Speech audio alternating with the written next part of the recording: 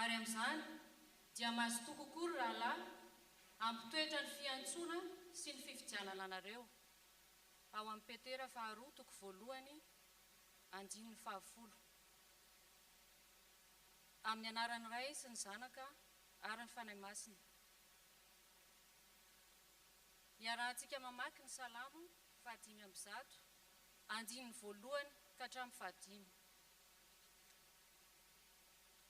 Miderahan Jehova, miantsony anarany, ataovy fantatra any amin'ny firenena ny asany, mirao azy, mankalaza azy, saintsainy ny fahagagana rehetra ataony. Ataovy ho reharehanareo ny anarany masina, aoka hifaly ny fony izay mitady an Jehova, mitadiavany Jehova sy ny heriny, ka tsy ao mandrakariva ny tavany. Tsarovy ny asa mahagaga nataony, dia ny fahagagana sy ny fitsarany ny vavany. Ataontsika ny hira izay efa voalahatra.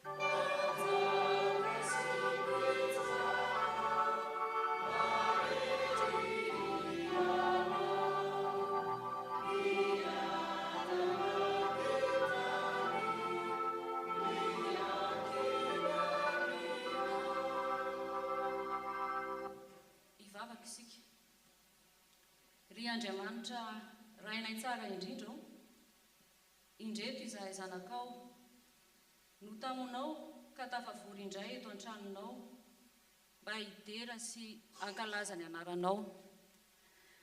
Tonga miankohoka sy manatona anao izahay amin'ny feo fiobiana sy ny fanajananao ilay mpanao anay araka ny hiranay teo.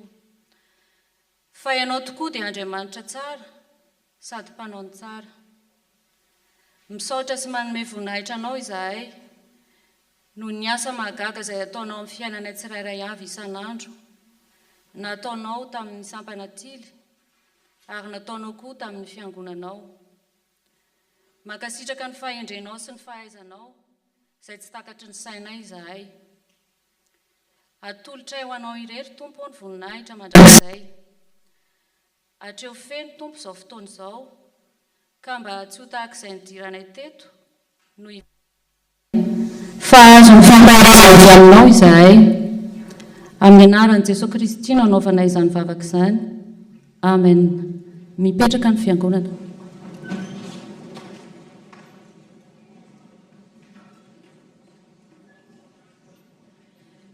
Ry havana, Andriamanitra dia tia hanambara amintsika isan'andro ny sitrapony, koa enoy ampanajana sy eritrereto lalina izao sitrapony izao. Ary izao no angatahiko dia ny mbola hitombon'ny fitiavanareo bebe kokoa amin'ny fahalalana tsara sy ny fahafantarana rehetra sady feno ny vokatry ny fahamarinana. Eo ampanjiniana izany teny Tompo izany dia ho ataontsika ny hira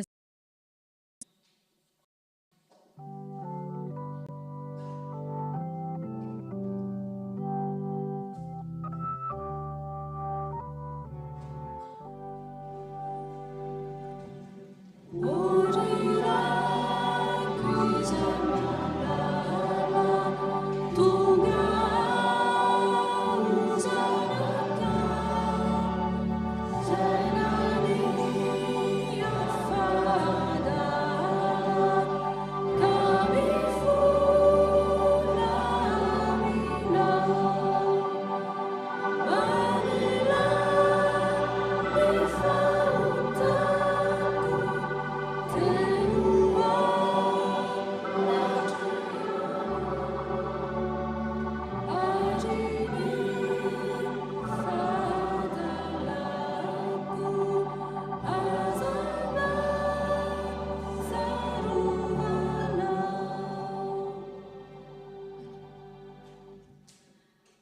andeha hiaraka hiaikeloka eo anatrehan'ny tompo isika fa efa tsy nahatanteraka ny sitrapony hivavaka isika. Raha eo menatra sy mangay ahy izahay manoloana ny tsy fahatanteranay ny sitraponao. Efa nanadinanao izahay ka samy nandeha tamin'ny lalanay sy ny sitraponay avy fa tsy nihevitra ny sitraponao. Antsonao izahay mba hanao ny asanao sy ho irakao, kanefa matetika izahay tompo dia mamono sofina na mandaha sy tsy miraharaha ny antsonao. Manao ihany izahay indraindray fa ampy fimonomononana ary manao izany ho an'ny tenanay fa tsy ho anao. Tsy mendrika izahay tompo, koa raiso ny fifonanay miaraka ny fiangonana. Zerainay be famindram-po mitalao aminao izahay mba milany alokay. Diovy izahay ao fampahotana, sasao izahay ao afankeloka ary avaozo ny fanahinay mba vonin-kanompo anao. Ny fitiavan'i Jesosy Kristy zanakao mpamonjy anay nandatanay aminao. Amen.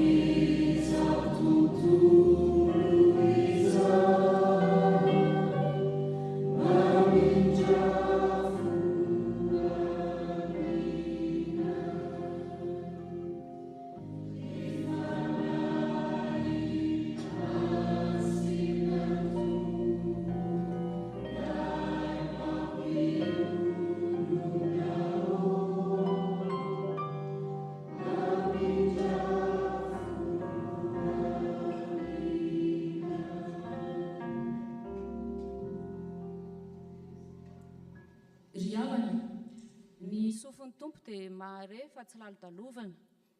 Efa eno ny fifonantsika, tiantsika loatra izy ka tsy mitahiry fahatezerana amintsika. Ka eno eo am-pitsanganana ny teny manambara ny famelan'ny helontsika.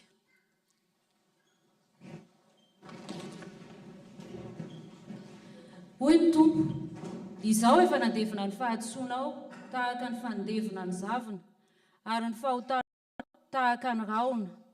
Voavela ny helokao noho ny anaran'ny masina. Amen. Ho setrin'izany dia ataontsika ny iray efa voalahatra.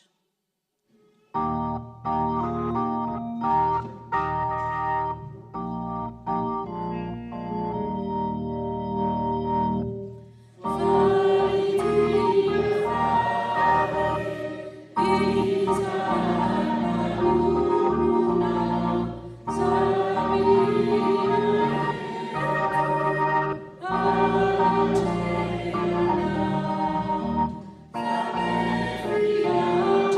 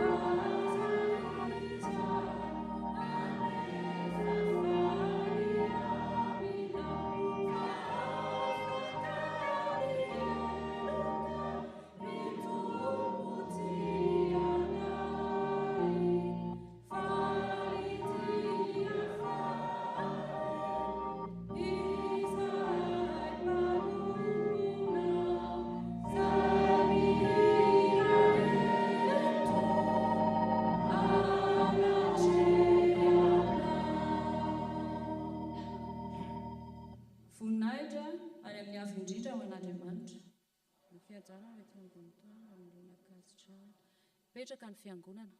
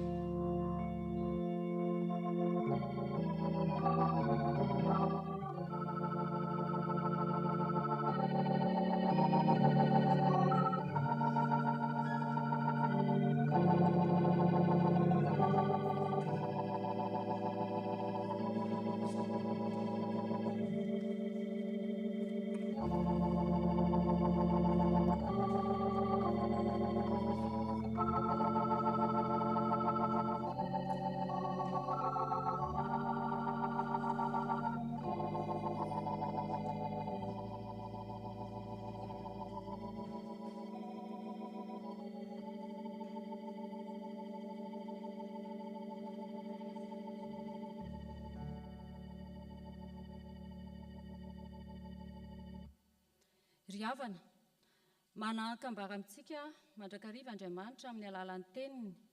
Miteny izy na ho an'ny kely, na ny tanora, na ny lehibe. Koa zao isika dia tonga eo amin'ny 10 minitra ho an'ny ankizy sy ny tanora. Mangataka ny ankizy sy ny tanora mba hitsangana hanao ny hira izay voalahatra.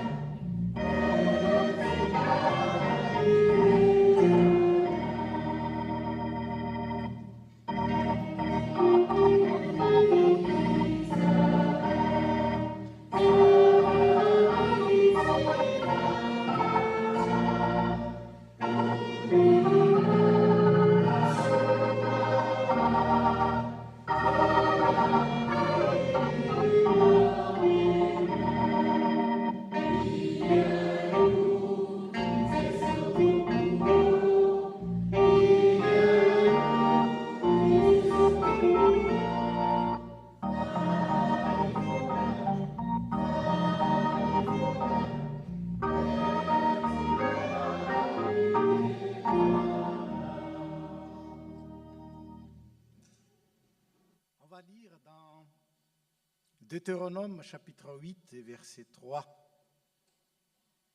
Deutéronome chapitre 8 verset 3. Dans le bout, on le revoit aussi dans l'évangile de Matthieu chapitre 4 verset 4. Dieu t'a donc affligé, il t'a fait souffrir de la faim et il t'a nourri de la manne que tu ne connaissais pas et que tes pères n'avaient pas connu, afin de t'apprendre que l'homme ne vit pas de pain seulement, mais que l'homme vit de tout ce qui sort de la bouche du Seigneur. Vous pouvez vous asseoir. Est-ce que je n'ai pas mis le texte? Si vous pouvez afficher le texte, s'il vous plaît.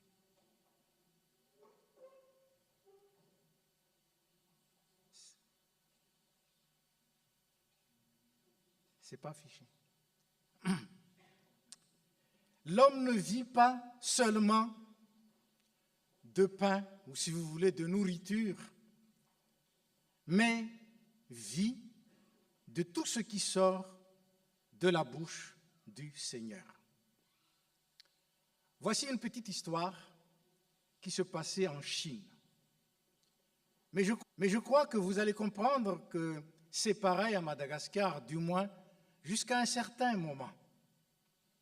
Un jeune chrétien ne manquait pas de témoigner de sa foi, cette foi qui vient de la parole de Dieu. Donc, il parlait souvent de la parole de Dieu, il parlait de Jésus, il parlait de sa foi.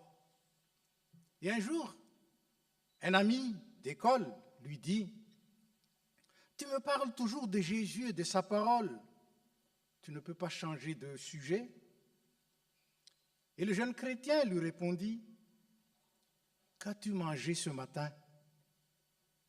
Alors le jeune chinois a répondu, « Du riz. » Et à midi, « Du riz. » Et que mangerais-tu ce soir? Du riz, bien sûr. Et qu'as-tu mangé hier et avant-hier? Naturellement, du riz. Et qu'espères-tu manger demain et après-demain? Ta question est bête, il a dit. Toujours du riz, sinon je meurs. Alors, le jeune chrétien conclut.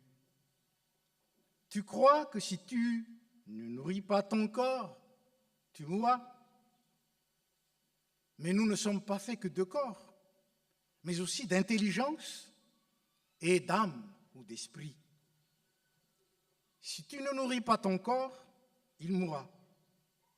Si tu ne nourris pas ton intelligence, il ne te rendra plus service et tu seras bête tout le reste de ta vie. Est-ce que tu es d'accord avec moi? Il a dit oui. C'est pour ça que tu vas à l'école, parce que tu dois nourrir ton intelligence.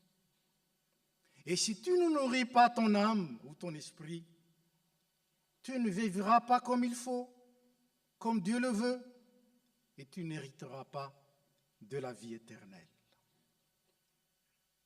Nous le savons tous. Nous devons manger 3 fois par jour pour vivre et pour être en bonne santé. Nous devons vivre aussi la parole de Dieu régulièrement. Sinon, notre santé spirituelle, notre relation avec Dieu qui nous fait vivre se dégradera et nous mourrons spirituellement. Heureusement que Dieu nous a donné sa parole. Heureusement que vous vous nourrissiez de sa parole, du moins à l'école de dimanche. Mais comme nous nourrissons notre corps tous les jours, nourrissons notre foi et notre âme avec la parole de Dieu, avec Jésus-Christ qui est présent dans notre vie. Nous ne vivons pas seulement de nourriture terrestre, du riz, des pâtes, des pommes de terre, de la viande, des légumes, des fruits, etc. Mais nous vivons aussi de la parole de Dieu et de la foi en Jésus-Christ, cette foi qui est faite chair. L'homme ne vit pas de nourriture seulement, mais l'homme vit de tout ce qui sort de la bouche du Seigneur. Prions. Seigneur notre Dieu, le Dieu vivant, et le Dieu qui a accepté de vivre en nous pour nous rendre vivants pour l'éternité, merci de nous donner ta parole. Merci pour l'Église. Merci pour l'école de dimanche. Et merci pour la nourriture terrestre que tu donnes, la nourriture intellectuelle que tu donnes également. Mais fais-nous comprendre que nous devons également nourrir notre âme avec ta parole, afin que nous vivions pleinement un corps sain, une intelligence vive et un esprit vif. Merci Seigneur, parce que tes dons sont merveilleux. Par le saint nom de Jésus-Christ. Amen.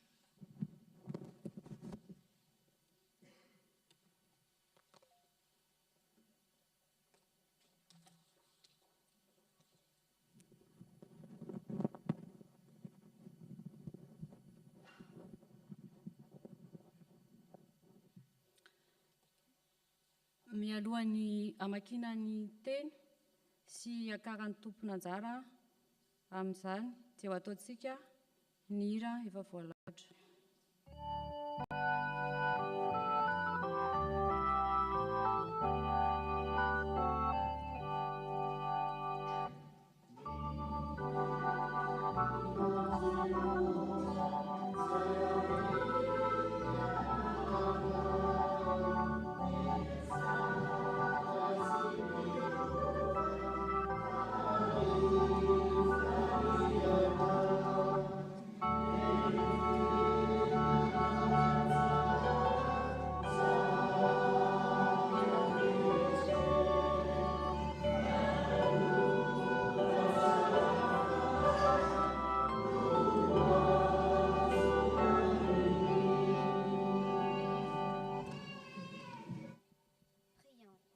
Seigneur notre Dieu, nous te remercions encore de pouvoir te louer et te glorifier aujourd'hui.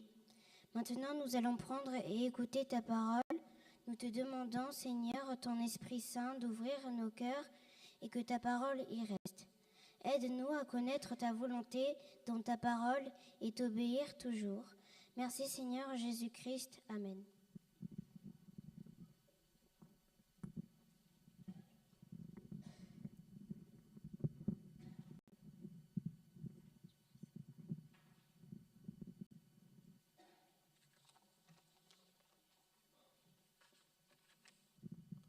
Nous allons commencer la lecture dans Ésaïe chapitre 43, versets 10 à 13.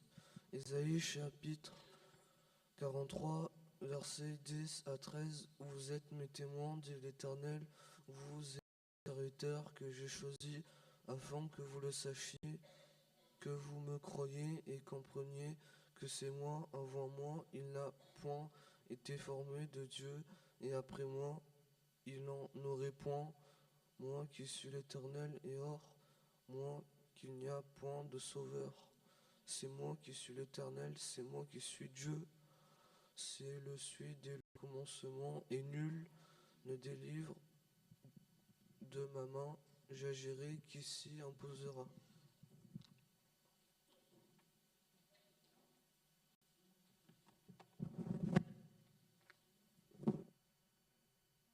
Izatsika ny vaky teny, izay hitantsika ao amin'ny Petera faharoa. Petera faharoa toko voalohany, andininy fadimy ka hatramin'ny faharaika ambin'ny folo. Petera faharoa toko voalohany, andininy fadimy ka hatramin'ny faharaika ambin'ny folo. Amin'ny anaran'ny Tompo, ka noho izany dia manaova izay zontom-po rehetra kosa ianareo, ka aminareo dia maneho fahatanjahantsaina, ary amin'ny fahatanjahantsainareo dia fahalalana, ary amin'ny fahalalanareo dia fahononam-po, ary amin'ny fahononam-ponareo dia faharetana, ary amin'ny faharetanareo dia toe-panahy araka an'Andriamanitra, ary amin'ny toe-panahinareo araka an'Andriamanitra dia fitiavana ny rahalahy, ary amin'ny fitiavanareo ny rahalahy dia fitiavana ny olona rehetra. Fa raha hanananareo izany zavatra izany, sady hanananareo betsaka, dia tsy avelan'izany ho malaina na tsy hahavokatra ianareo amin'ny fahalalana tsara ny Jesosy Kristy Tompontsika.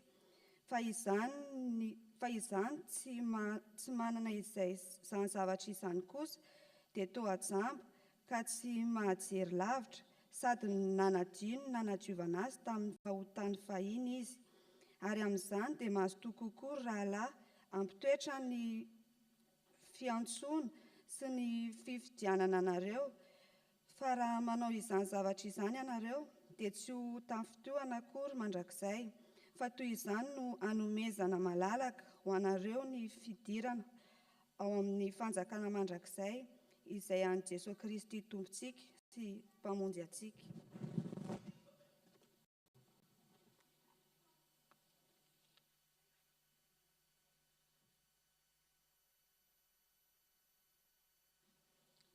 Zao dia tohizantsika amin'ny famakian-teny ry havana ao amin'ny filazantsara, koa manasantsika hitsangana ihany izany.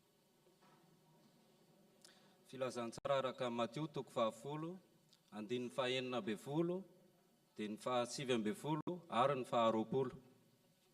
Amin'ny anaran'ny Tompo. Indro zaho maniraka anareo ho tahaka ny ondry ao ampovoan'ny ambodia, koa endre tahaka amin'ny menarana, ary mora tahaka amin'ny voromailala. Fa raha manolotra anareo izy, dia aza manany amin'ny fomba hitenenanareo na izay holazainareo, fa omenanareo amin'izany ory zany izay holazainareo, fa tsy anareo no miteny, fa mifanahy indrainareo no miteny ao anatinareo. Amen.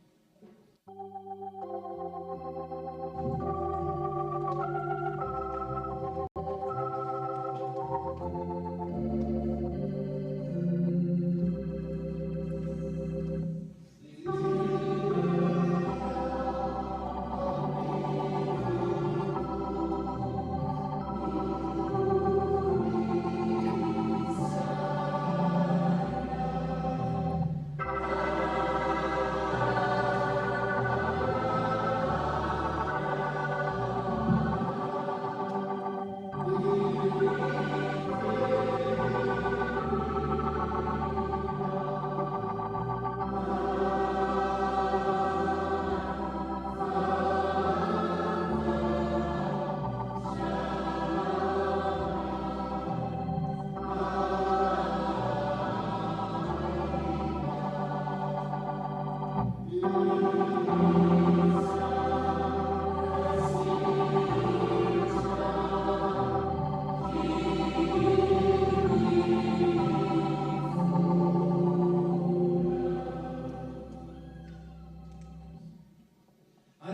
dia mahazo tokokory raha lahy ampitoetra ny fiantsoana sy ny fifidianana anareo.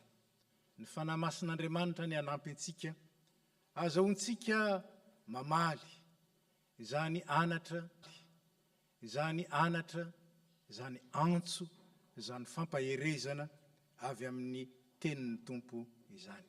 Mipetraka isika.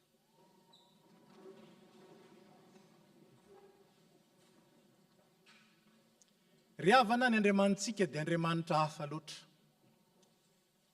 Raha olombelona manko Andriamanitra dia tsy tahaka izao isika.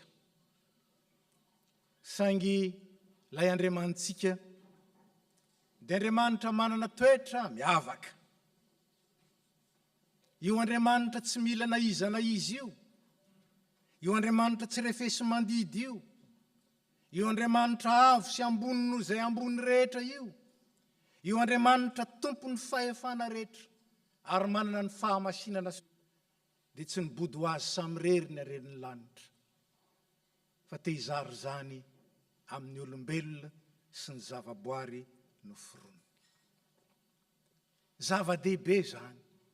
Ary zany fizarany ny aren'ny lanitra amin'ny olombelona sy ny zavaboary zany dia napetrany kosa ho adiditsika tamin'ny alalan'ny fiantsoana sy ny fifidianana antsika.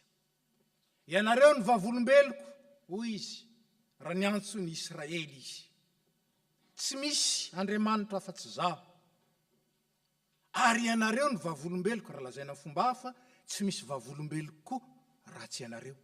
Ka raha tsy joro vavolombelona ianareo, izy andray ny joro vavolombelona eo. Zany Andriamanitra ny antsontsika zany anatin'ny fiantsoana sy fifidianana faobe no namonjy antsika. Tsy haintsika ange miara-miasa amin'Andriamanitra. Tsy haintsika ange mijoro vavolombelon'Andriamanitra. Tsy haintsika zany. Fa novonjeny sy nodioviny ary no amarininy isika mba azahoantsika mandray azy feno kosa ka mampiseho iza moa Andriamanitra. Mampiseho hoe iza moa Jesoa. Zany angeny atao vavolombelona. Tsy le miteny fotsiny eny na mitondra signe extérieur dia hoe zay zany, tsy zay. Tena mampiseho amin'ny tsy mahalala. Eny fa na amin'ny mahalala aza. Ny fahatsaran'Andriamanitra, ny fahalebiazan'Andriamanitra, ny herin'Andriamanitra, ny fitiavan'Andriamanitra. Nantsona amin'izany isika rehetra. Zany ny fanontaniana mipetraka. Move hitan'ny olona ao amintsika ny fahatsaran'Andriamanitra. Move tsapan'ny olona amin'ny fifanerasarany amintsika ny fitiavan'Andriamanitra ny olona. Ngamba tsisy afaka mamaly an'izany hoe tena vitako zany. Nefa dia mampahery sy mampirisika antsika hatrany hatrany ny tenin'Andriamanitra. Mahazo toa rahalahy ampitoetra ny fiantsoana sy ny fifidianana anareo. Fifidianana mitoetra. Zany hoe na amin'ny fotoana inona na amin'ny fotoana inona, na amin'ny toerana aiza na amin'ny toerana aiza, dia hita foana. Hita foana. Ary milaza koa zany. Fa maharitra izany. Mahazo toa izy aza malaina. Mahazo toa. Vonona mandrakariva.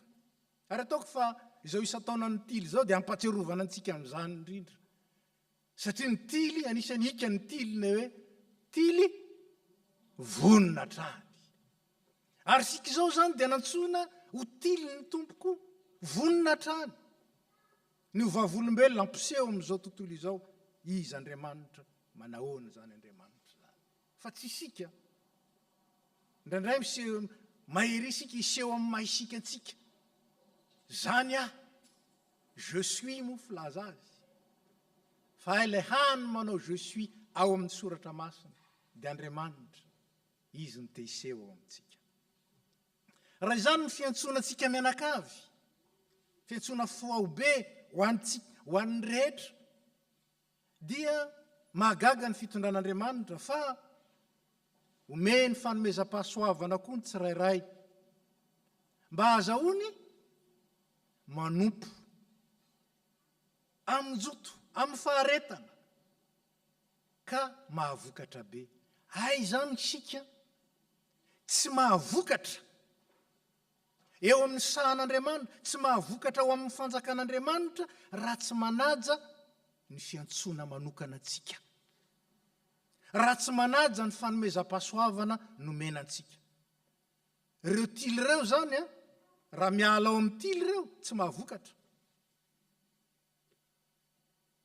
Ny antoko-pihira raha tsy ao anatin'izany fanompony zany tsy mahavokatra. Dia azontsika tohizana satria ny sampany eto amin'ny FPMA be dia be. Misy ara tafo eto misy olo tena ny tafo eto, folo ny sampana ao aminy, folo. Fanomezam-pahasoavana samy hafa natao hanompoana amin'ny zotom-po, amin'ny faharetana mba hahavokatra be. Fanontaniana dia ity: moa ve tena manompo araka ny fanomezam-pahasoavana nomena ahy aho? So sanatrin'izany ange ho kristianina mpanafana W fotsiny araka ny fiteny ka dia mitsangana, dia mitsangana, dia mipetraka fa inona ny vokatra? Fanantsoana hamokatra. Ary ny perikôpa zay nifidinareo tily, ny petera faharoa toko voalohany, dia manome tsara ny zotra ao amin'izany. Mazava be ny lazany azy. Manaova zay zotom-po rehetra ianareo. Ny zotom-po rehetra. Tsy vitsy ange ny kristianina mafana fo fa mafana mangatsika, manao io. Rehefa mafana zay izy mirehatra mihitsy. Fa rehefa avy eo tsy hitanao izy. Transparent. Dia avy eo indray dia indray fa mirehatra. Tsy zany. Manaova ny zotom-po rehetra. Amin'ny finoana, amin'ny fahatanjahantsaina, amin'ny fahalalana, amin'ny fahononam-po, amin'ny faharetana, amin'ny toe-panaraka an'Andriamanitra, amin'ny fitiavana. Mila manana izany rehetra zany. Ary rehefa nananareo zany rehetra zany hoy Petera, sady anananareo betsaka, dia tsy avelan'ny zany malaina na tsy ahavokatra ianareo. Io ny lakilen'ny zotom-po. Tsy afaka manana zotom-po isika raha tsy mitoetra amin'ny finoana, matanjatsaina, manana fahononam-po ary mahazo fahalalana avy amin'ny tenin'Andriamanitra ka manana ny toe-panaraka an'Andriamanitra, vavolombelon'ny fitiavana. Raha nananareo zany dia tsy malaina ianareo ary mahavokatra. Zany ny lakile. Fa zay tsy manana zany kosa izy dia ohatra ny jamba tsy mahajery lavitra. Mitsapatsapa manaradrindrina tahaka ny jamba moa filaza koa ao amin'ny soratra masina. Mitsapatsapa eny. Azonareo moa zany. Manahirana ihany ny filazan'ny gasy azy rehefa mitsapatsapa ao na ratsy na tsara ny voatsapanao ao. Zany ny lazan'ny gasy azy. Tsy mitsapatsapa. Mandeha amin'ny fahazavana.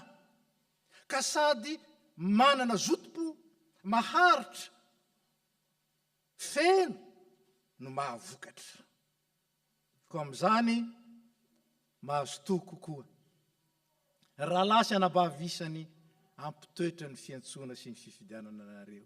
Natsono mpitandrina ianao, natsono dekonina ianao, natsono mpiandry ianao, natsona ho komity ianao, natsona ho amin'ny sampany ianao, natsona ho amin'ny departemanta ianao, natsona ho amin'ny nitsy ianao, ho amin'izany ianao. Manaova amin'ny zotom-po rehetra. Fa tsy hoe rehefa indraindray hita dia indraindray tsy hita indray. Na indraindray mazoto be fa indraindray reraka zany. Herin'Andriamanitra. Zany no nanambaran'ny soratra masina. Ny fanahin'ny rainareo no mitoetra ao aminareo. Izy sady manome anareo ny tenambara, ny manome anareo ny hery ety miasa. Zany enety Andriamanitsika ity. Hoy ny tompo hoe raha misaraka amiko ianareo, tsy mahay manao na inona na inona. Raha miray amiko kosa ianareo, angatao izay tianareo. Tanteraka aminareo zany rehetra zany. Ry havana, zao fotoana nitiry zao, dia ampatsiarovana antsika indray fa mampino antsika, dia natsono vavolombelona isika ampiseho an'Andriamanitra amin'ny fahafenony. ary maha olo-piangonana antsika dia nomena fanomezam-pahasoavana isika mba azoantsika manompo amin'izany fahasoavana izany. Ny tily dia mampatsiaro sy mamelona ny fiantsoana azy, dia mitaizany ankizy sy ny tanora ho vonona mandrakariva ho irahan'ny tompo, mba tsy ho hika fotsiny eny izany, ka mba ho hita ary ho tsapa rehefa antsoina ny tily vonona mandrakariva. Ary tsy ny tily ihany, fa nanao zany voady zany koa nge ny tily trana iny, tsy zany ao anatin'izany iny vonona mandrakariva, ka hanompo anoana ny hafa hikady sy hanaja ny voary manontolo. Nyresako taminareo maly, raha nanao ny isa-taona, ny tsy isa-taona moa zany fa ny lasy iraisana ny SVKI sy ny SLKI, zany hoe ny sampana vehivavy kristianina sy ny sampan'ilay kristianina miray atao anatin'ny FPMA. Dia anisan'ny nijerena mikasika ny fikajiana, ny tontolo iainana, ny hoe adiditsika indrindra amin'ny maha-kristianina antsika ny mitsabo fa marary ny zavaboary, marary ny tsabo. Fa ny tily dia mampatsiaro antsika fa fiainany ny fikajiana ny zavaboary, tsy miandry azy simba. Ary dia mianatra aminareo zay ary mino fa ho atoronareo amin'izany. Zany nametrahana azy. Fanontaniana, hitan'ny olona amin'izany mandrakariva ve ny tily? Hitantsika amin'izany ve ny tily? Sa hoe dia misy ao izy any ka rehefa mba hanao hetsika ny tily, izy samy izy ihany no ao. Isika rehetra no ampatsirovin'ny tily ny fiantsoana azy mba hahatakarantsika koa ny fiantsoana antsika. Ary ho antsika tily, moa ve hitan'ny olona ao aminareo ilay fahavononana, ilay zotom-po, ilay faharetana ho amin'ny fanompoana, ho amin'ny fanohanana ny hafa, ho amin'ny fikajiana sy ny vanajana ny zavaboary? Hitan'ny olona ve zany? Antso antsika izany. Fa izay ny afatry ny tompo ho amin'izany mazotoa ampitoetra ny fiantsoana sy ny fifidianana anareo tsirairay avy. Fa raha manana izany ianareo, tsy tafotoana akory mandrakizay, fa toy izany no hanomezana malalaka ho anareo ny fidirana ho any amin'ny fanjakana mandrakizay, izay an'i Jesosy Kristy tompontsika sy mpamonjy antsika. Raiso ny fitahiana, iara-mitsangana isika. Ho aminareo rehetra ny fahasoavan'i Jesosy Kristy tompo, ny fitiavan'Andriamanitra ray ary ny firaisana amin'ny fanahy masina. Hanome anareo ny zotom-po rehetra ary ahatonga anareo ho mpanompo mahatoky, ho mpanompo mahavokatra be, ka hankalazaina ao aminareo ny voninahitry ny tompo, ary izy kosa ao aminareo ka handraisanareo ny fiadanana sy ny fifaliana ary ny fiainana mandrakizay. Matoky ilay miantso anareo, izy hahatanteraka izany ho an'izay matoky azy. Amen. Petraka isika.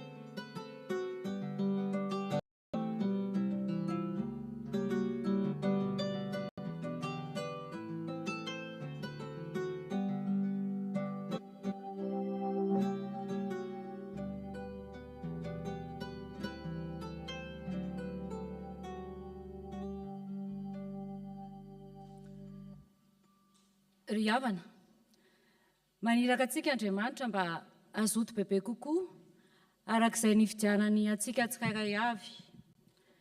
Aoka isika hosay aneo ny finoana ananantsika ahatanterantsika izany. Koa eo am-pitsanganana no iarahantsika manao ny fanakem-pinoana kristianina. Mino an'Andriamanitra raitsi-po, mpanao ny lanitra sy ny tany aho, ary mino amin'i Jesosy Kristy zanalahy tokana tompontsika, izay torotorona tamin'ny fanahy masina, nateraky malefevijiny, zalika nanapaka ny Ponty Pilato, nombona tamin'ny hazo fijaliana, maty ka nalevina, nisangana tamin'ny maty tamin'ny andro fahatelo, niakatra ho any an-danitra, mipetraka eo ankavanan'Andriamanitra raitsi-po, avy any miviny tsara ny velona sy ny maty. Mino ny fanahy masina, fiangonana masina maneran'izao tontolo izao, fiomboana ny olona masina, ny famelan-keloka, ny fitsanganan-tena maty, ary ny fiainana mandrakizay. Amen. Fatapetraka ny fiangonana. Izao dia mangataka ny tompona andrara amin'ny filizan-drara.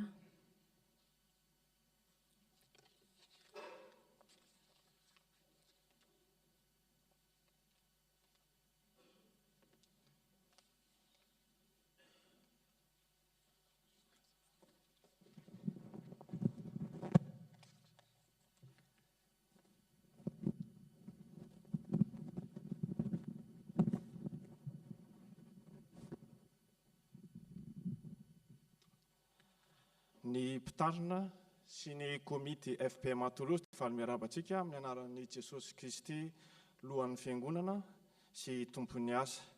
Toy izao indray no azo ambara amintsika anio. Vaovao nasionaly, fiofanana SAP KNPL, mampahatsiaro antsika ny fiofanana SAP KNPL FPMA arahana amin'ny fononkôlina isaky ny alarobia manomboka amin'ny 7 ora alina ka hatramin'ny 7 ora alina, izany dia hitantsika misoratra ery.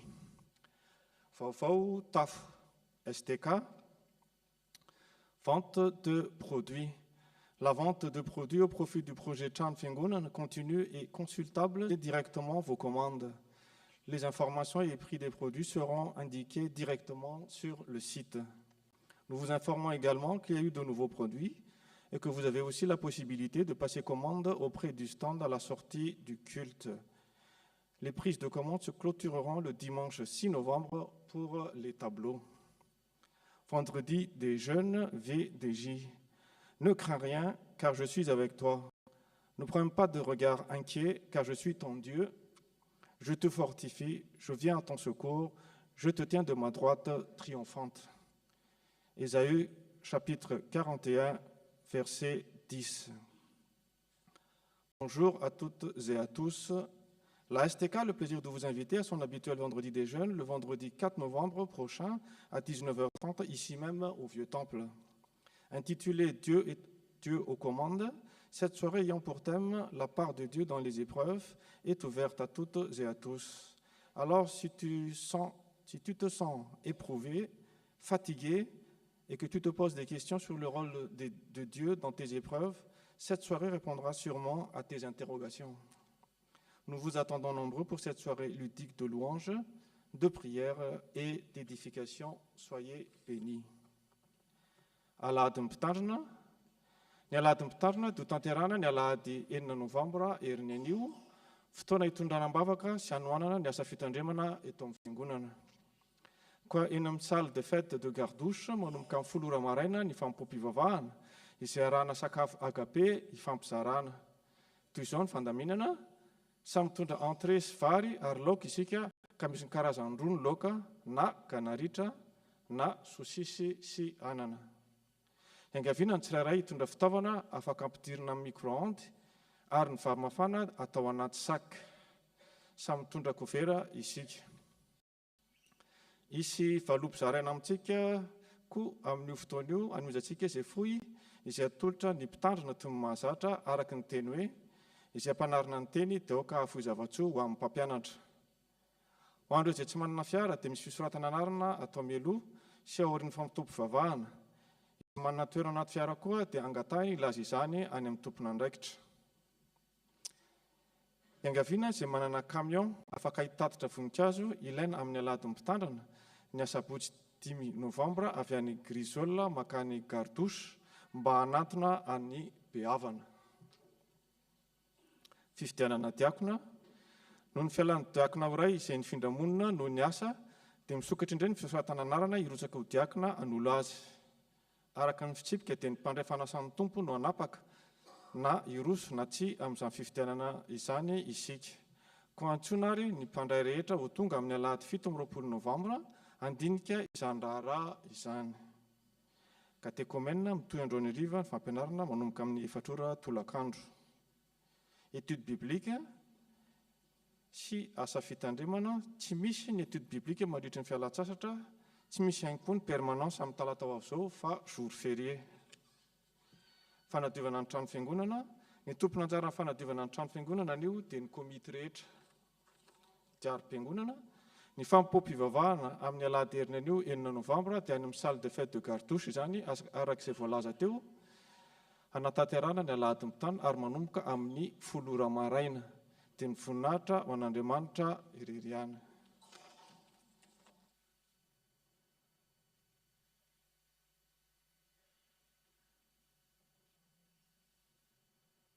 Mbola faly miara-batsika havana fanamafisana zany amin'ny lahady heriny anio any Gardouche tsika no mankalaza ny alahady mpitandrina. Dikan'izany misy fandaminana efa nilazaina teo mbola ho mafisina ihany.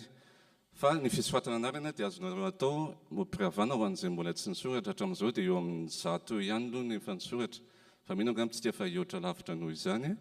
Ary nanao ezaka manokana ny fiangonana hanofa salle satria te hiaraka hifalitsika hisaotra an'Andriamanitra no fananana mpitandrina voalohany indrindra ary sika koa dia ilaina ny fiarahana misakafo, mifaly satria efa elaela ihany tsika no tsy nanao izany noho ny Covid ka dia apetratsika amin'ny tompo izany fahasoavana lehibe ho antsika ny ahafahantsika manao izany ka mangataka manentana ny tokantrano tsiray avy ho avy amin'izany antso ny tapaka sy namana ary indrindra hisoratra anarana.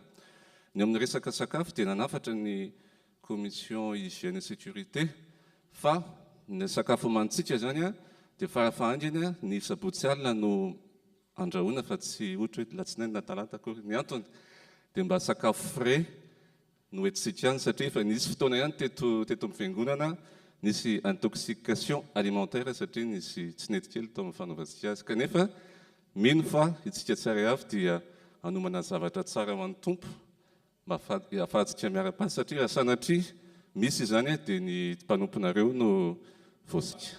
Farany amin'ny alahady mpitandrina koa zany dia misy valopy izay hozaraina ary toy ny fanao dia atolotra miaraka amin'ny rakitra izany valopy izany ka amin'io alahady io dia tsy misy ny panier connecté fa atao amin'ny fomba mahazatra ny fanaovana ny rakitra satria tsy afaka manome ilay vola ao anatin'ny panier connecté ny mpitandrina ny fiangonana noho ny lalàna.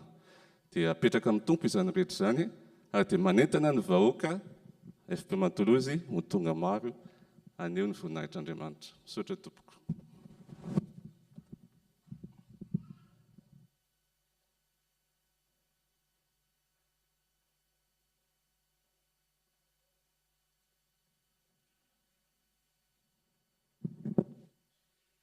Fanampim-baovao angamba efa hitantsika ihany ho an'izay nandalo teren'ny latabatra fa tonga indray ny parole du jour volana novembre, décembre, janvier ka ho antsika izay maniry iombona amin'ny fanarahana ny famakiana soratra masina isan'andro arak'ilay nozaraina tamin'ny ankizy teo isan'andro tsika mila mihinana koa ny mofo hoan'ny fanahy dia aza misalasala maka anankiray etsy raha isaky ny fianakaviana raha azo atao fa raha fabetsany mba roa mba mahazo daholo ny rehetrarehetra zany. Dia aza dino zany rehefa mirava eo tsika fa ery amin'ny latabatra ery amin'ny lalatsara ery azontsika raisina eo parole du jour volana novembre, décembre, janvier. Donc la parole du jour du mois de novembre, décembre et janvier est arrivée. Vous pouvez vous servir à la sortie, n'hésitez pas parce que c'est notre pain quotidien. Fanaontsika ny miarahaba ireo vahiny izay tonga miaraka mivavaka amintsika eto avy any amin'ny toerakafa dia mangataka anareo mba hitsangana tompoko arabaina amin'ny anaran'ny tompo ary tsofondrano.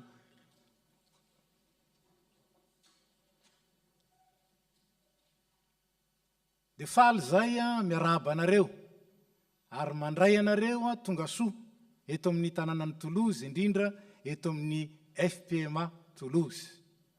Azonareo natao tsara ny nandeha tany amin'ny toerakafa fa nifidy araka aminay ianareo ary dia akasitranay zany, misaotra indrindra ary dia mitsodrano anareo zahay. Andriamanitra ny fahasoavana zay fantantanareo tonga soa eto atanteraka soa ny antony natongavanareo, hivimbona anareo, androtsaka aminareo ny fitahiny, ny fiadanany, ny fifaliany, hiaro anareo amin'ny ratsy rehetra ary mbola hitantana anareo zay mbola ody lavitra any amin'izay ny avianareo, ho anareo zay mitoetra eto kosa mba ahitanareo fahafinaretana ary ahitanareo zay ilaina raha mitoetra eto amin'ny tanànan'ny Toulouse ianareo. Tsarovy fa naoviana anareo mandalo eto na mitoetra eto, misy toerana ho anareo eto amin'ny FPMA Toulouse. Dia misaotra indrindra mamangy anay, misaotra mampahery anay ary misaotra miombona amin'izao fotoana izao. Afaka mipetraka nareo tompoko. Farany dia nitanterahana tamin'ny asabotsy 8 oktobra ny fanamasinana ny fanambadian'ny Damien sy Gaël Radzofer. Donc j'invite Damien et Gaël à venir pour recevoir de notre part notre salutation et nos vœux, ainsi que la Bible, qui est notre cadeau pour les nouveaux mariés. Je vous invite donc à venir ici.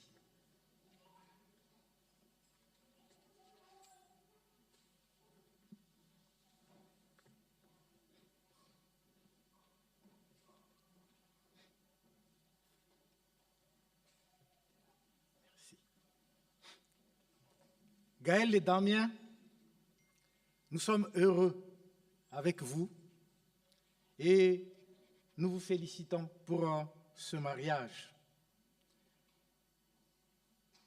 Tous nos vœux de bonheur, de prospérité pour votre foyer vous accompagnent et que la bénédiction du Seigneur soit toujours avec vous et avec efficacité.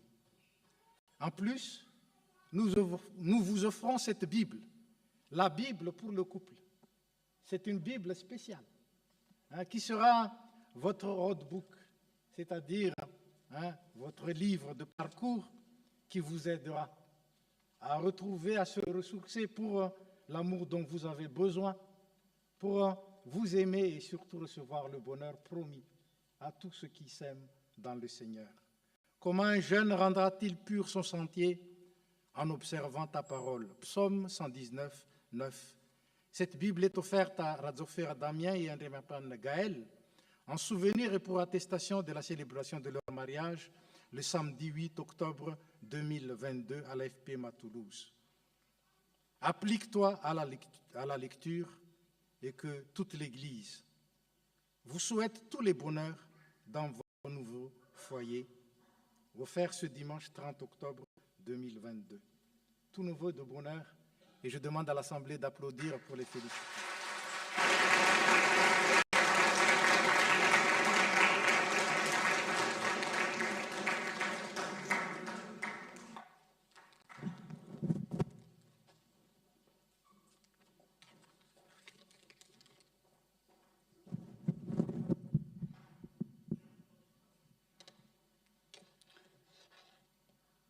Ankehitrinsika dia tonga amin'ny fotoanany rakitra. Tsarovy fa izay manome fifaliana no ankasitrahan'ny tompo ary aoka samy anao arak'izay riny fony avy isika. Ataontsika ny hira efa voalahatra.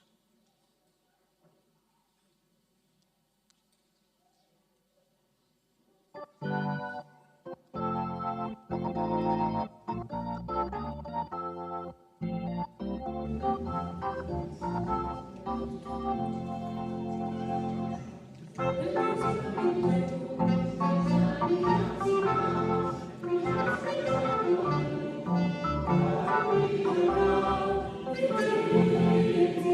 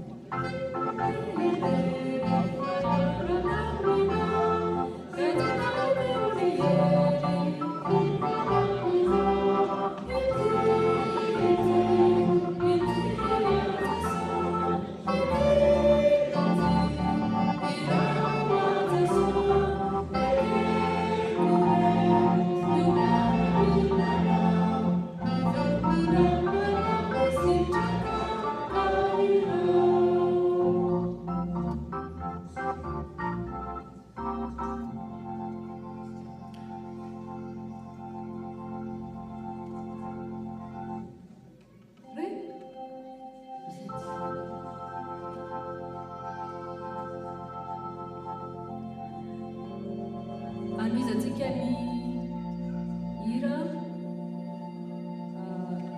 ny firana fanampiny anjininy fahatelo amby telopolo. Firana fanampiny fahatelo amby telopolo.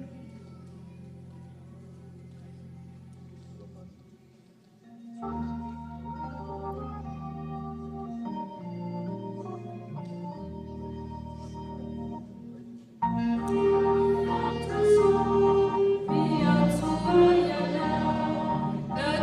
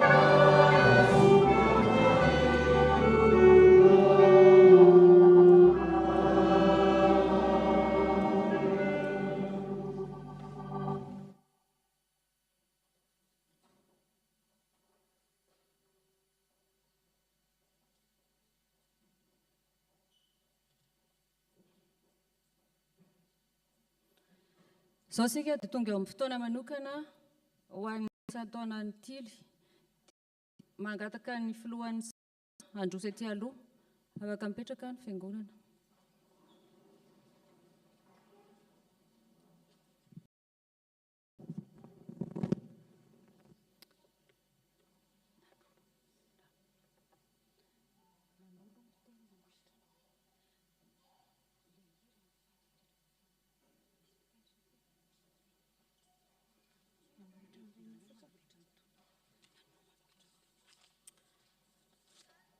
Zao tsika dia mangataka ny tonian'ny komiti-pivondronana anokatra ny taom-panabeazana 2024 2025. Dia mangataka antsika skoto rehetra manao fanamiana sy volara mba hitsangana ary indrindra koa izay efa nandalo skoto mba tsy haizany fanokafana izany.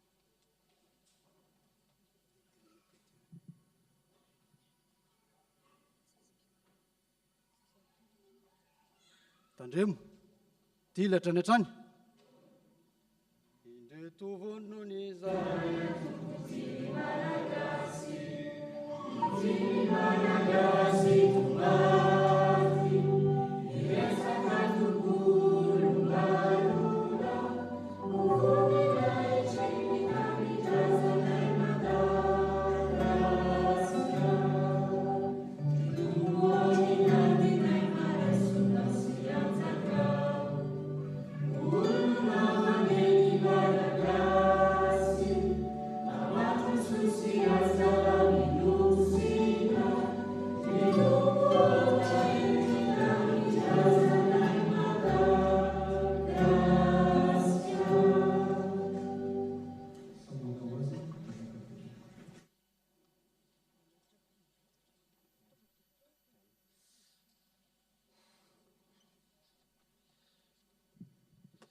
amin'izao isan-taona tily sy fanokafana ny taom-panabeazana 2024 sy 2024 sy 2025 izao dia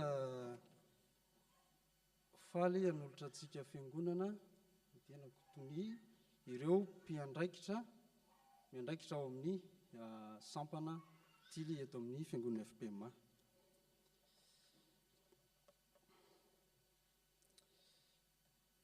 Voalohany ary dia atomboka ao amin'ny tsika mpiandraikitra izay vao antso izany dia miakatra ety anoloana ary rehefa tafiakatra ety ny mpiandraikitra dia mangataka hitsangana ireo beazina ao anatin'izay sampana misy azy izay. Angatahako eto izany dia i Rakotoniaina Fehizoro na izy no Akela ao amin'ny mpiandraikitra ny Louvotô na ny Louvette. Manarak'izay indray ny Razafy Manantsoa ny Arvola na Balo mbola ao amin'ny sampana mavo ihany na ny Louvotô sy ny Louvette. Bagera azafady izy no Bagera. Dia avy eo manarak'izay Andriamiaja Mitony Mariana izy no Balo ao amin'ny sampana mavo.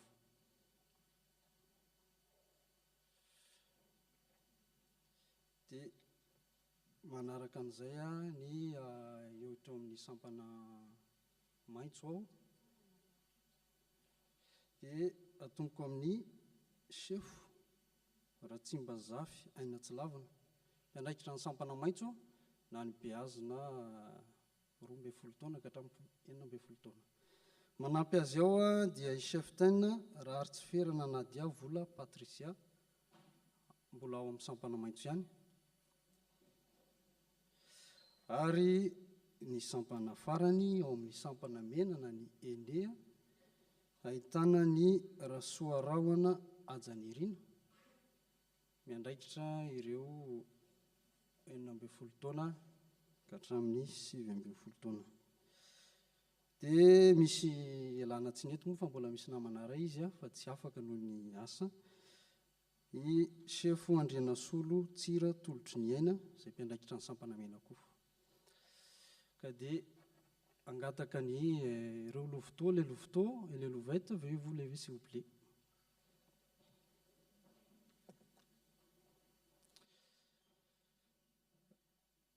Les louveteaux et louvettes, voici les cheftaines tout à l'heure. Et c'est votre responsable. Écoutez-les bien et vous serez des bons scouts. Ripiandraikitra, sampana mavo, ireo ny andiansia, fonjeo ny andiansia. Et je demande aux éclaireurs et éclaireuses, na ny tilo maitso, mba hitsangana. Les éclaireurs.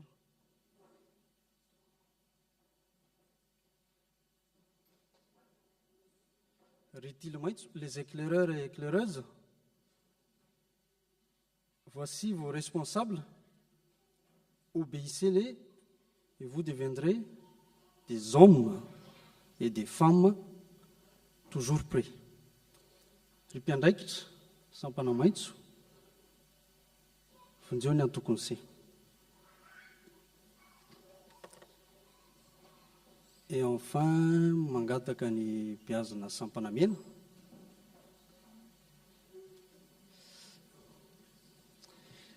Ry mpiandalana, somary mbola vitsivitsy ny zareo, ry mpiandalana ny amin'ny sampana tily eto amin'ny fiangonana.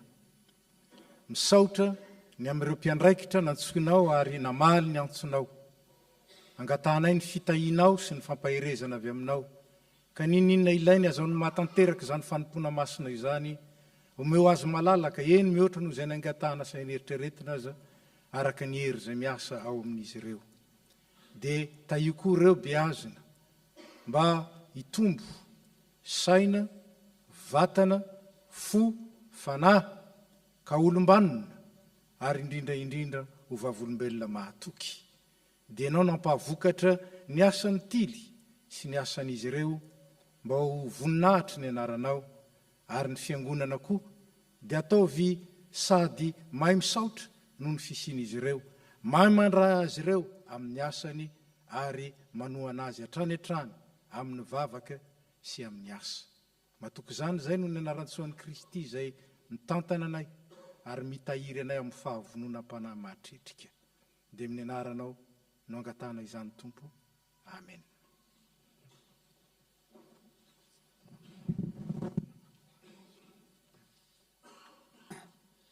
Dia fisokafan'ny taona dia mangataka mamerina hatrany iray ny tily rehetrarehetra hitsangana azafady.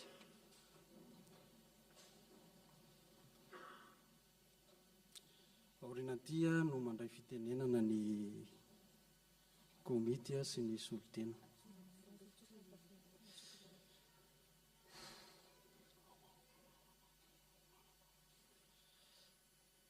Tandremo, tily hatrany hatrany. Tiavina mandrakizana Madagaskar, falovasona petraki Madagaskar.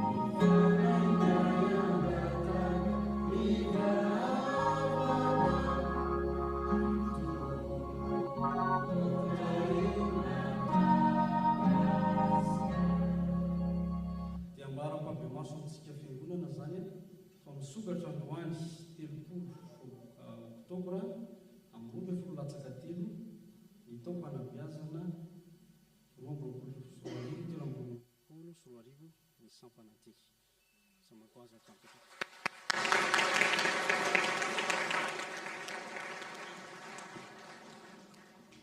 Sao kosa isika dia androso amin'ny fankalazana ny isa-taonan'ny sampana, mangataka ny filohan'ny tafo sy ny komite nasionaly, solontenan'ny komite nasionaly mba hiakatra ety anoloana azafady.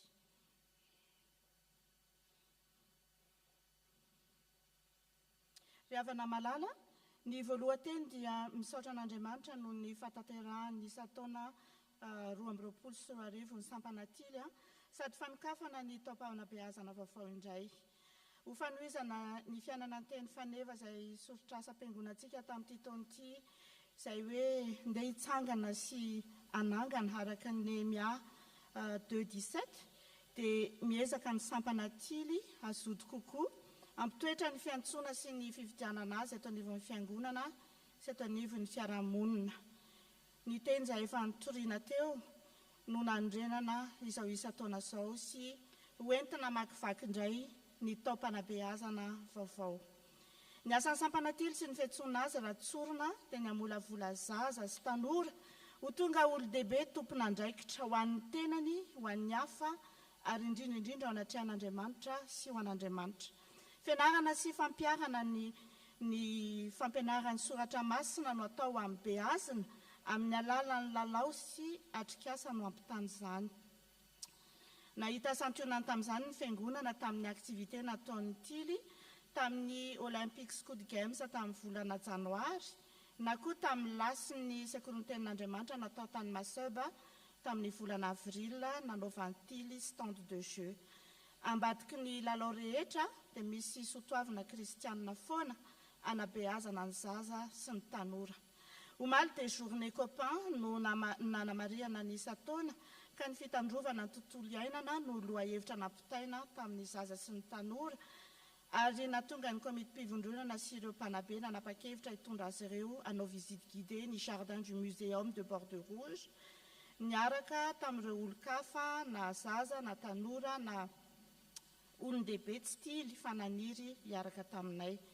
Tamin'ny lasy nataonay tany Sainte-Gabelle tamin'ny volana marsa teo koa, toy ny fanaon'ny tily rehetra manairan-tany, dia nanamarika ny Earthhour 2022 izay na ora ray ho an'ny tany, izay hetsika fandinihan-tena manoloana ny fitandrovana sy fikajiana ny tontolo iainana.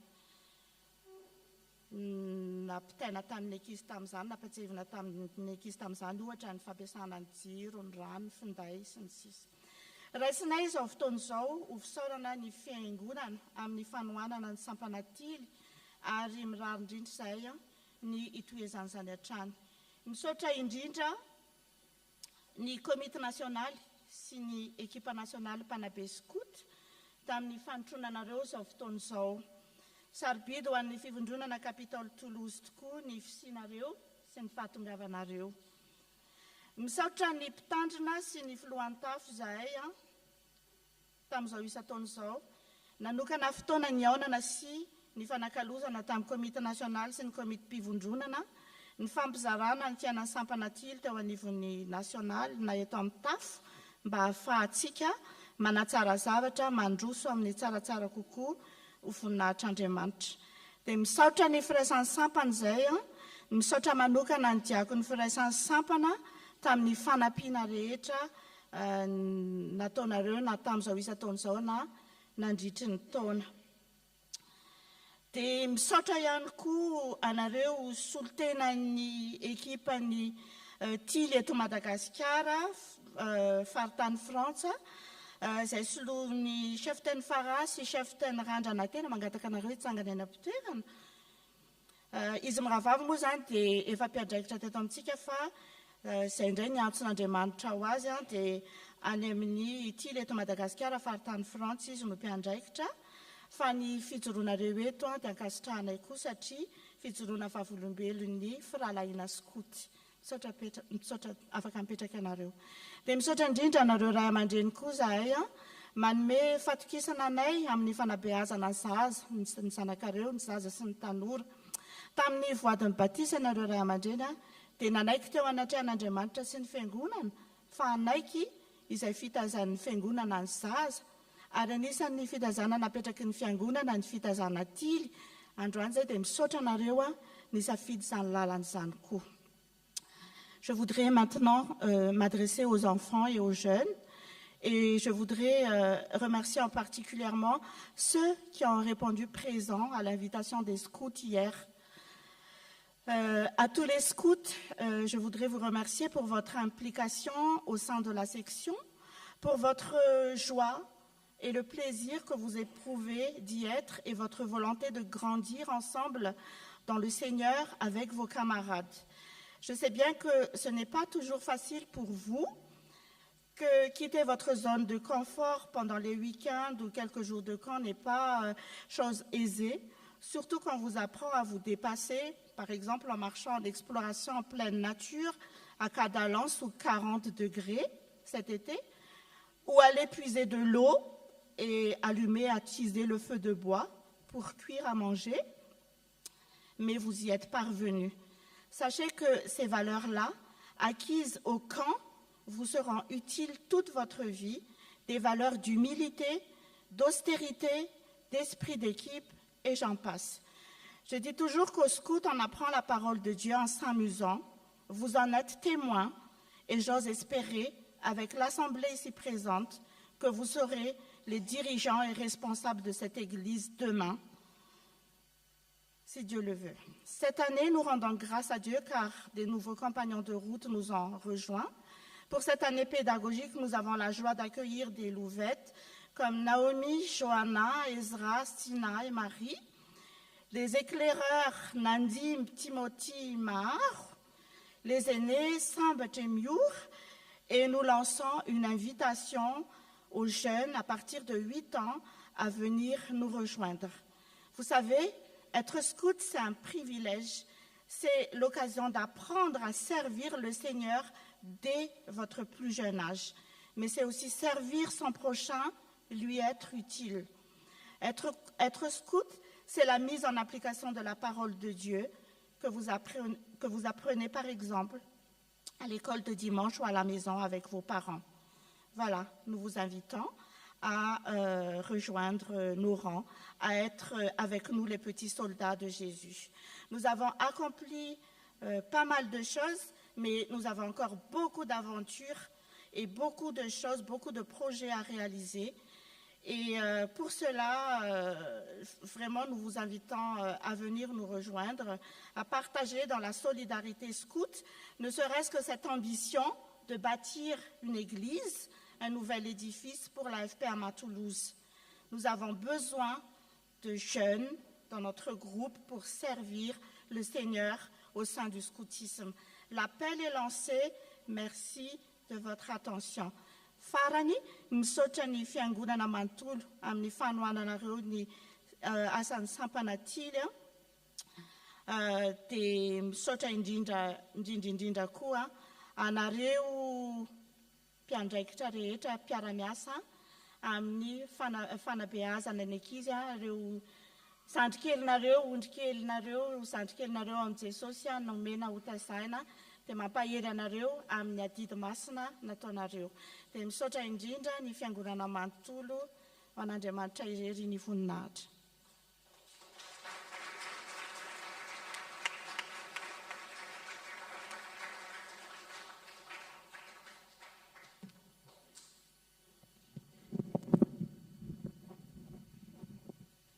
Ry fiangonana eto a Toulouse, FPM à Toulouse, mijoro eto ny tenako misolo tena ny filoha amin'ny ekipa nasionaly Tily France.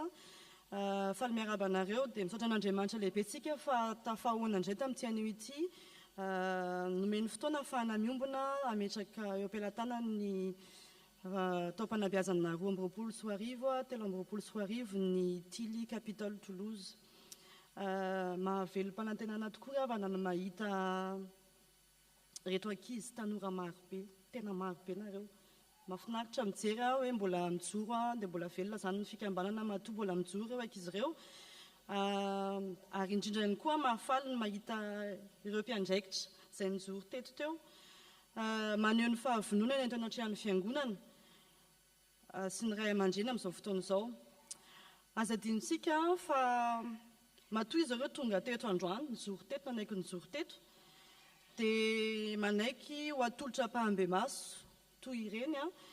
Dia kosantsika ny ekipa nasionaly moa izay ny antom-pisinay dia mamola vola indray ny mpiandraikitra mba hitondra activité de qualité ho an'ireo beazina, ny ankizy beazina ireo. Dia inona tokoa ary ny tena ataon'ireo mpiandraikitra ireo ianareo dia manana tanjona iray lehibe sady tokana izy ireo. Dia tsinona izany fa ny taiza sy an'olokolo ary andray anjara amin'ny fampivelarana ny maha olona feno ireo zaza, ankizy, tanora, lahy sy vavy ho tonga inona, ho tonga olom-pirenena vanona, andro ny fianakaviana ary ho vavolombelon'i Jesosy Kristy. Izay ihany ny tanjon'izy ireo. Dia hitantsika araka izany fa tsy mora ny andraikiny, tsy mora ny asany.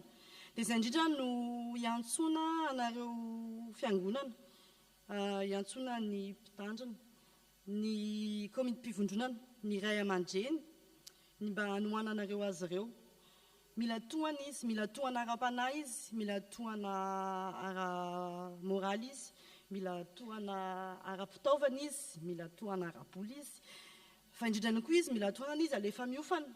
Dia andraikitra ireo fiangonana, andraikitra ireo komiti-pivondronana izany fa izay no antom-pisiny dia mba ho tonga araka izay nilazaina teo izay ireo ankizy marobe, jerena hoe reto izy. Efa miandro fotsiny izy, dia araka ny tenin'ny pasteur teo misy fangatana nataon'ny pasteur hoe les activités resaka citoyenneté rehetrarehetra izay noentin'ny tily capitole omaly, ndao zaraina tonga aty aminay ilay fangatana. Dia hoe ndao zaraina any amin'ny sampana hafa ren'ny mpiandraikitra izany dia matoky izay fa tsy disy ny ekipany hanome anareo izara aminareo ny zavatra hainy, kanefa tsy afaka mahay zavatra izy raha tsy mandeha miofana. Alefaso miofana izy fa eto izay. Dia amin'izay izy mba afaka mba mitondra an'izay araka izay samy mahazo ny tanjony tsika rehetrarehetra. Za tsy ho lava resaka be fa fotsiny hoe ry mpiandraikitra mahereza sy mahatanjaha ary mahefa be amin'ny asan'ny tompo fa tsy foana tsy akory ny fikelezan'ny CN ao aminy.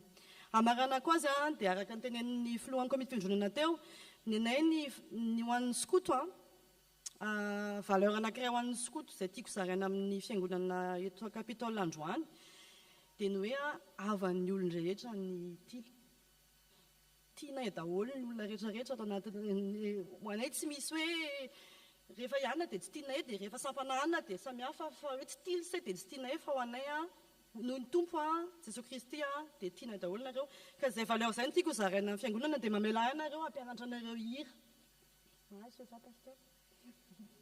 Fohy kely, tena fohy kely fa zamana avy dia fotsiny izy hoe toy ny fitiavan'ny tompo ahiko no hitiavako an'ny sery namako. Donc averitsika toy ny tiavan'ny tompo ahiko no hitiavako an'ny sery namako. Averitsika farany toy ny tiavan'ny tompo ahiko no hitiavako an'ny sery namako. Voninahitra iray no hiposaka amin'ny sery tena tiako be isery namako. Voninahitra iray no hiposaka amin'ny sery tena tiako be isery namako. Zany afaka manaraka na ny tsara?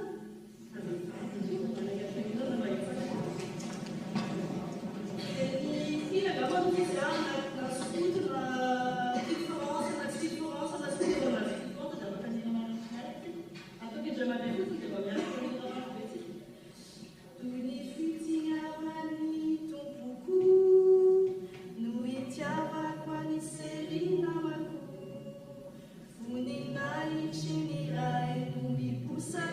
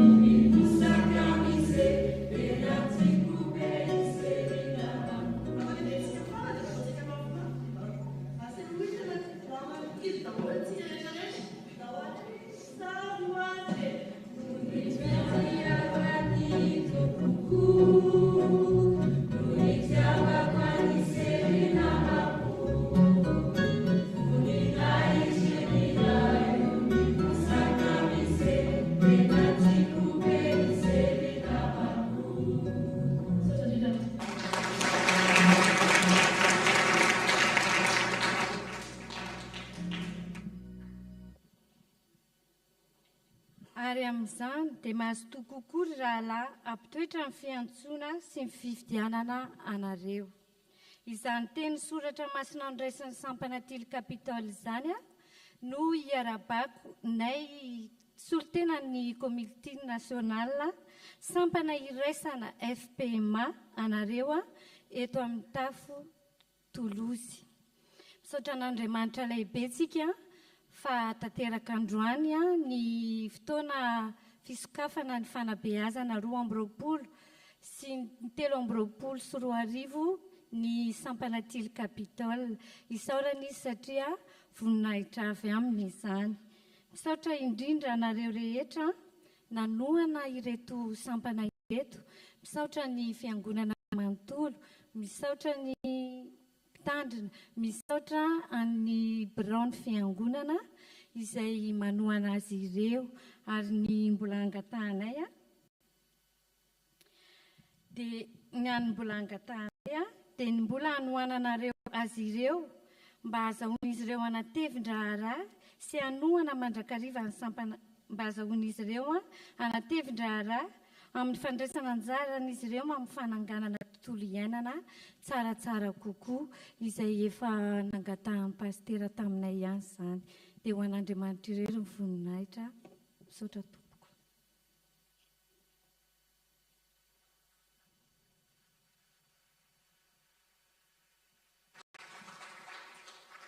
Efa lavalava ihany izay saona. Nanomana taratasy lavalava fa androany dia tsy teny lava satria efa voalazan'ny namako teo daholo ny votoatin'izao fotoana izao fa aoka tsy hoadinitsika fa mila misaotra an'Andriamanitra ny tafo Toulouse manana sampana tily mijoro satria nandalo fitsapana maro ny sampana taona maro ary androany dia hita fa misy valim-bavaka ka itoy ilalandavana izany fitondranam-bavaka ny sampana tily izany ary ho an'Andriamanitra ny voninahitra mazotohatra any ry namana mazotory izay foana ny fikelezanao aina ao amin'ny tompo. Amen.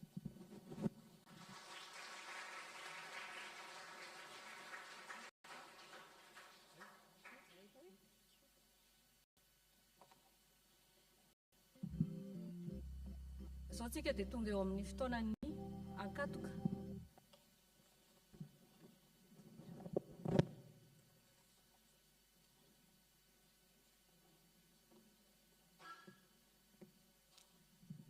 Araka ny voalazan'ny filoha teo efa lasa ihany ny fotoana dia afoizitsika ny ankatoka anio. Ndeha ataontsika ny raha 700 ny andinin'ny voalohany 700 andinin'ny voalohany. Ny foko ry mpamonjy mangetaetanao, maniry lalandava ikambana aminao.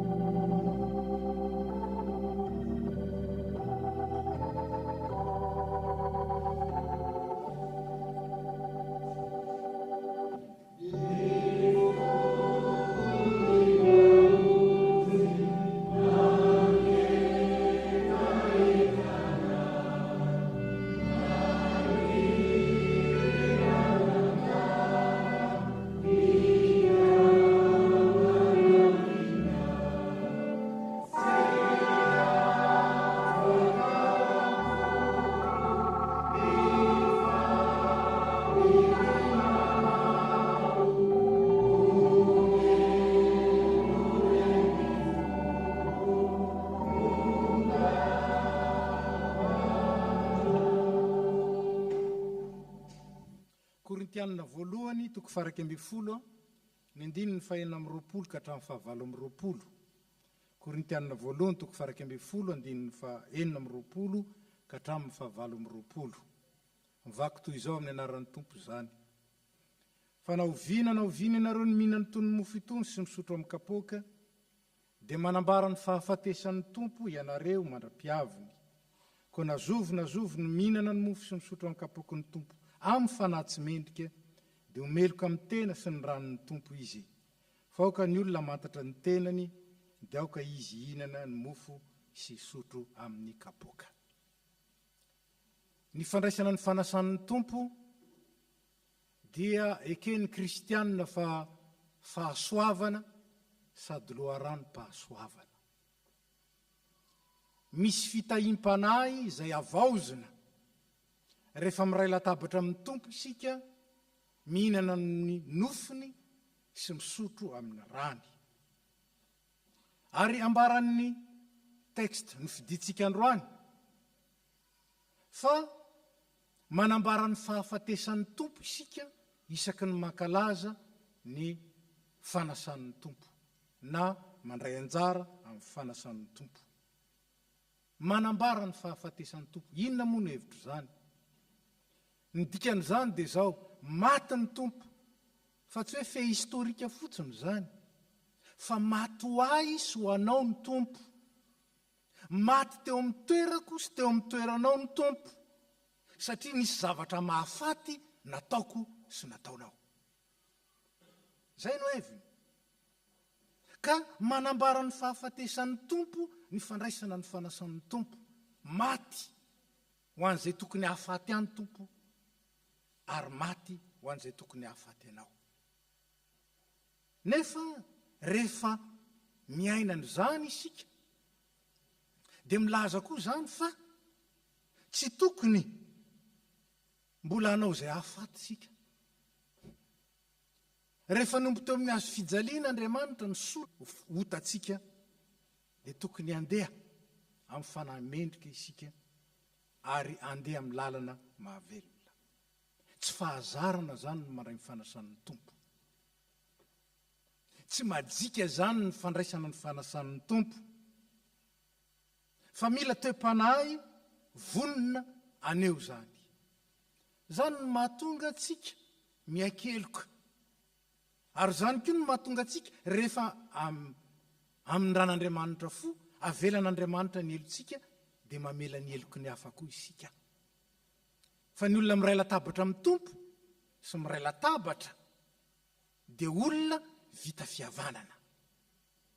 Ary noho izany dia ny famela heloka sady nandray famelan-keloka. Fa raha tsy zany dia tsy fahasoavana sy loharanom-pahasoavana izy, fa mba reto fa manjary andraisana fahameloana. Manjary andraisana fanameloana ny fandraisana anjara amin'ny fanasan'ny tompo raha toa ka tsy ny fanahy tokony ho izy no entina manao zany. Ary zany no mazava-dehibe ny akatoko ny fandraisana. Mba azotsika miomana. Amin'ny herin'ny androany isika dia iombon-databatra amin'ny tompo, sady manana firaisana amin'ny Kristy no ampiraisiny koa ho iray. Inona ary no afatraotsika? Aoka samy amantatra ny tena. Amantatra ny tena eo anoloan'ny tompo. Amantatra ny tena eo amin'ny fandraisantsika azy sy ny fiainantsika ny teniny. Ary amantatra ny tena eo amin'ny fifandraisantsika amin'ny hafa.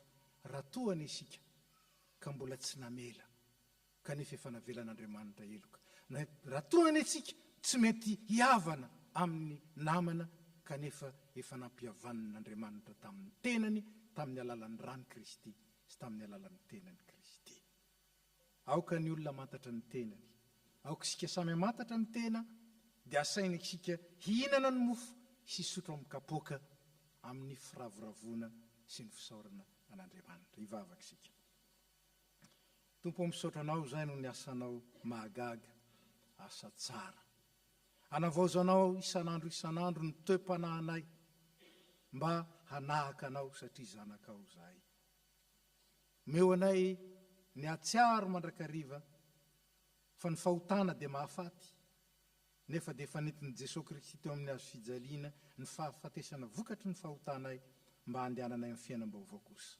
Hikatsaka mandrakariva ny fanjakanao sy ny fahamarinanao, ary anao izay hatanteraka ny sitraponao amin'ny zavatra rehetra, amin'ny zotom-po, amin'ny faharetana, ary mikatsaka ny ahavokatra mandrakariva.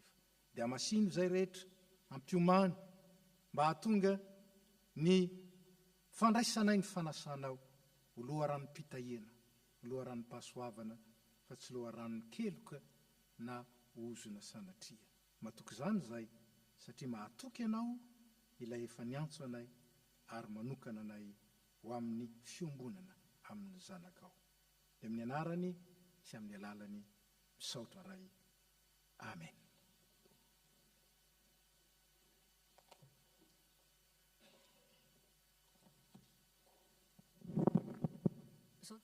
gataka ny tompona anjara hanao ny vavaka fangatahana mba hiroso etỳ aloha.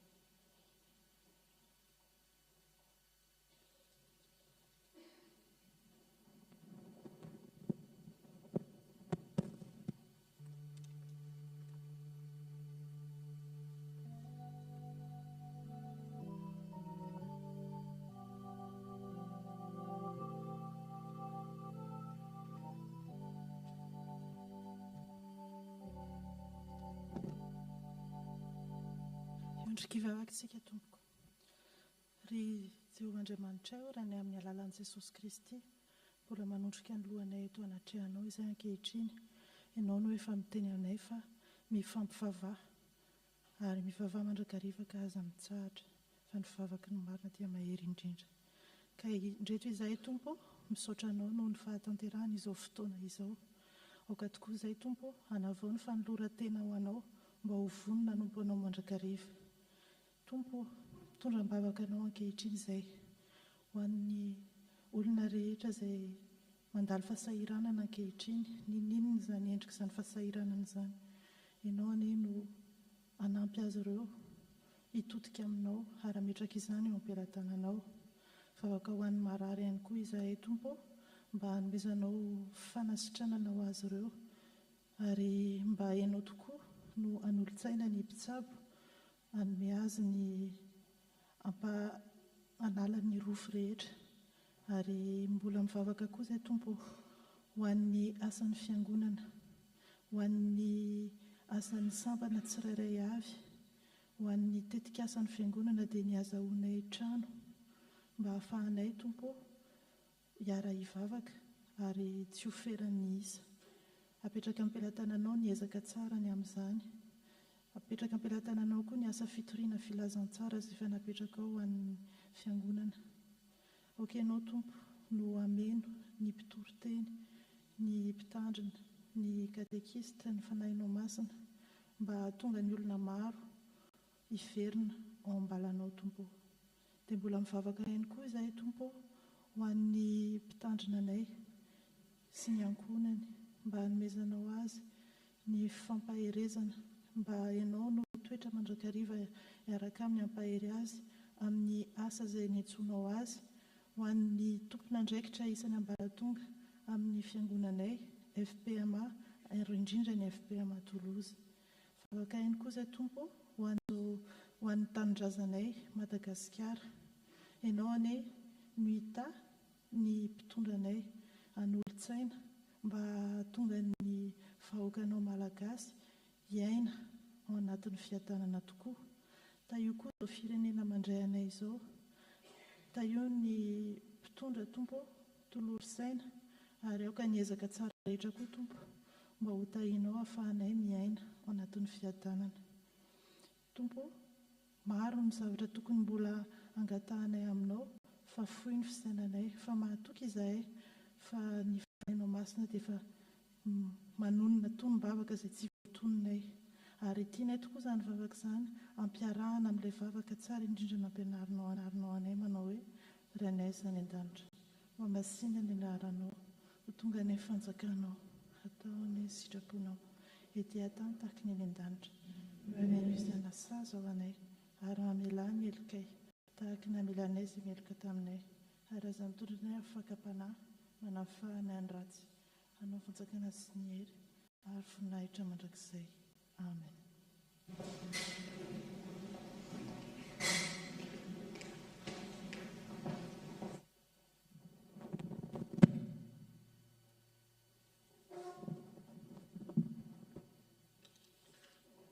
Andriamanitra lehibentsika fa tanteraka soamantsara izao fanompompivavahana ny kasaina natao androany izao. Misy fampatsahivana fohy ho an'izay nanao komandy ny vokatra ho an'tily izany dia atsy amin'ny birao an'ny fiangonana no ankana izany. Mialohan'ny anatanterahana ny hafatra sy ny tsodrano dia ataontsika ny hira aina ny fetra tompo-mpanjaka andininy voalohany ary aorian'izany kosa dia ho atao ny andininy fahatelo.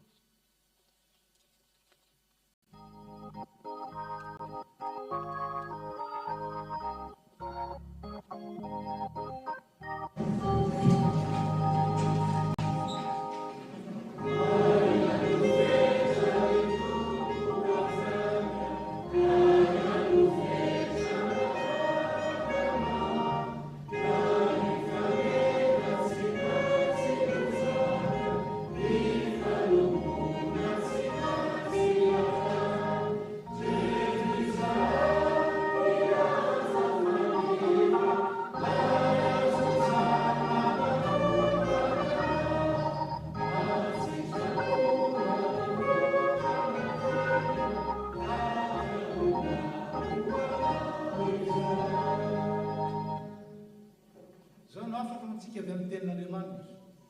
Koa mahazotoa manolotra ny tenanao amin'Andriamanitra, olona voazatoetra, dia mpiasa tsy mahazo henatra, mizara tsara ny teny fahamarinana. Dia raisoa ny tsodranotonona mianarantsika.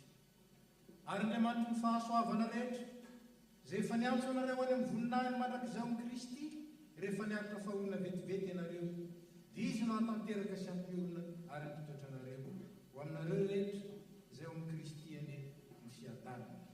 Amen.